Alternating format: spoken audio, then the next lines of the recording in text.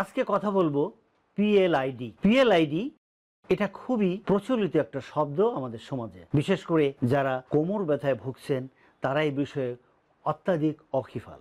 দর্শক, আমি মনে করি পিএলআইডি এটা এমআরআই এর একটি পরিভাষা। তবু আপনাদের জন্য বলছি, যারা বুঝায় তারা প্রোলাপস ইন্টার ভার্টিব্রাল ডিস্ক, অর্থাৎ এই যে আপনি দেখতে পাচ্ছেন এখানে একটা স্পাইন, এই স্পাইনের মাঝে দেখেন এখানে একটা এই বোন ছাড়া অন্যরকম জিনিস দেখা যায়, এইটাই হলো ডিস্ক। আর এখানেই এই এখানেই অসুস্থতা হয়।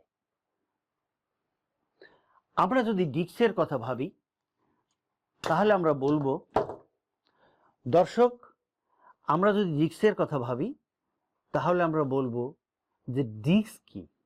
ডিস্ক একটি ম্যাটেরিয়াল।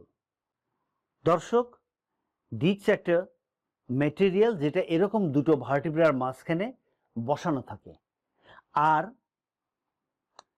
এই ডিস্কের মধ্যে দুটো পার্ট থাকে, একটা নরম পার্ট আর বাইরেরটা হচ্ছে শক্ত পার্ট। এই যেখানে বাইরেরটা বসানো থাকে শক্ত, এই নরম পার্টটা কোনো না কোনো কারণে ফেটে বের হয়ে আসে। কোনটা ফেটে যায়? এই যে বাইরের যে শক্ত অংশটা ফেটে যায় আর ওই নরম পার্টটা বের